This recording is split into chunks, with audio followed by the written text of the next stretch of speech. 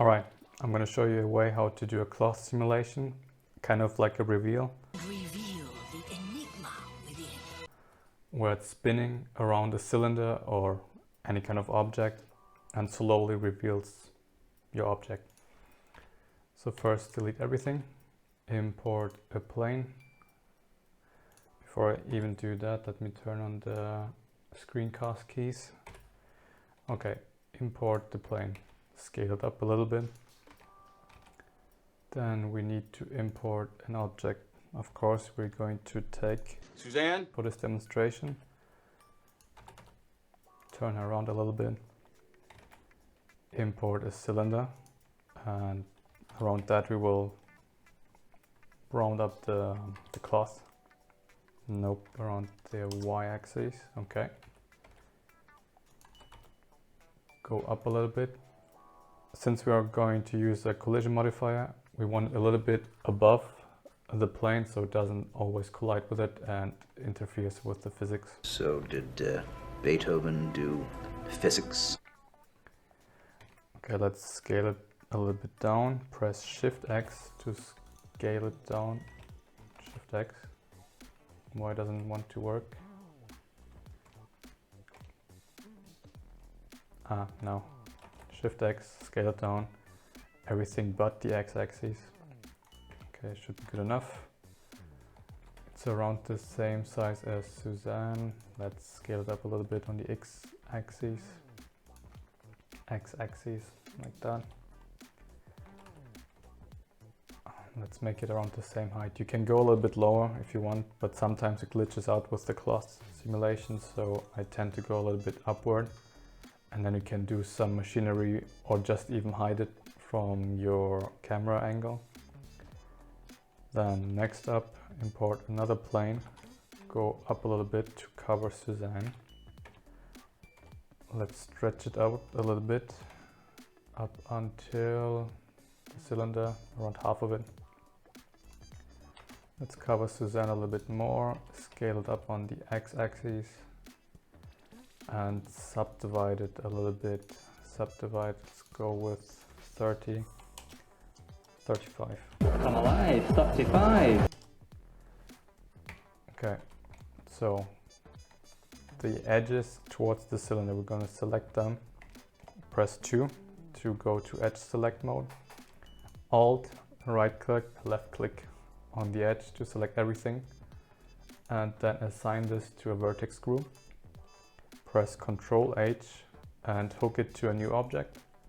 And then you will see this empty appearing here. What we will do now is go out of edit mode. Maybe lift up the cylinder a little bit more so it's almost touching the plane. Let's name this real quick. This is cloth. This is moving object. Okay. So we're gonna take the empty from the cloth, then shift left click on the moving object, Control P, parent, and keep the transform. Then what we need to do is a bunch of modifiers. So we're gonna select the ground plane, let's call it like that, ground plane, collision. Then let's select Suzanne, collision. The cylinder also a collision, or the moving object. Then let's go to the cloth itself. Press cloth. Then I'm gonna come back to the quality steps. It's gonna be important. Let's first go to the shape, pin group.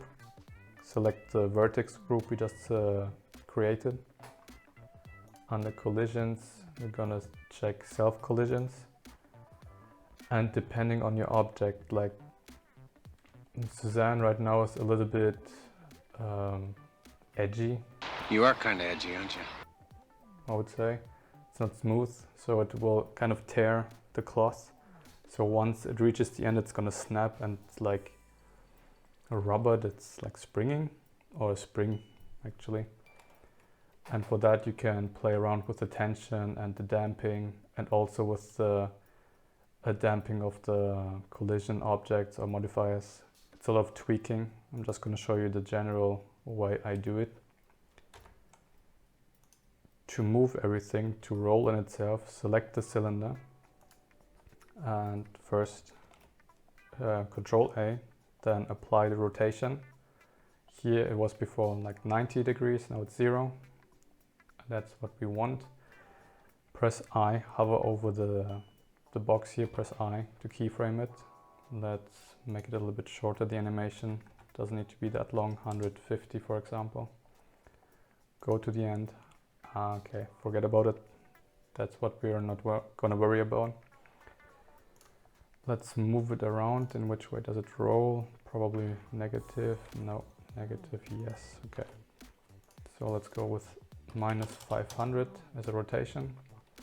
Press I to keyframe it. Go back to the beginning and just play it. I'm not gonna bake it for now because it's not that hard on my computer. Maybe you need to bake it down. And I already see some, I don't know what the fuck that is. Okay, let's move Suzanne a little bit back. Scale it up a little bit. Okay, quality steps, that's what I wanted to say, because here you can see it's clipping through. Wait, where is it? There it is. There you can see Suzanne shining through. You can increase the quality steps. Let's go with 40, depending on what you want and how good your device is, you can do that. You can also bake out the simulation to make it run quicker. Where is it? Cache, okay. 150. I won't bake it out for now. Let's just try if it's good enough like that. It's slow. It's really slow. Just go really slow, okay? Okay. It's moving, it's moving. Yeah, I should have baked that one out, but I'm lazy. Let's wait. Okay, maybe I need to let the simulation run a little bit longer. Or what I can do also is just go back to the cylinder. Let's not go with negative 500, let's go with negative 2000 to make it quicker that the cloth is rolled around. Let's also go up with the tension. It's always like a playing game depending on the object you want. Sometimes you can also put like a car below, which is smoother. Something to make the ride a little smoother. So it's gonna roll smoother over it. This one I'm going to bake out everything since it might take a while. Or maybe not. It's quite quick actually. And then you can just again play around with some settings, put a different object below it. Then you can also give it the material. I won't show all these parts. If you want to have a nice add-on for free, it's called Blender Kit, where you can get materials and HDRIs and models for free. Of course, with attributing them. And I think they have a paid model. You don't need that if you're just beginning or even if you're advanced, because sometimes it's not really necessary. I'm just trying to talk to fill in the gap. Fill in the gap right there! If you get what I'm doing right now. We're almost done here. Okay. Play. It's rolling, it's rolling. Yeah, there it is, the snap. Okay, it's rolling. Ooh, that's fun. Control, shade smooth. Then to make it look nicer, add a subdivision surface modifier. It's a little bit jagged here too. You can increase it, and that's basically it.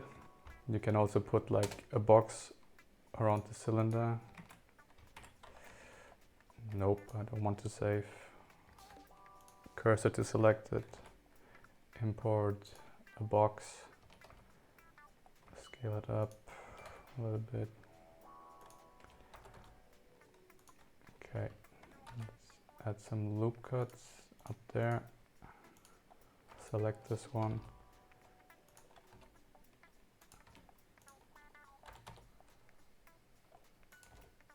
Don't have to do that. You can do whatever you want. But if you want to keep the object visible and not hidden, you can pretend that this is some kind of machinery pulling in the cloth.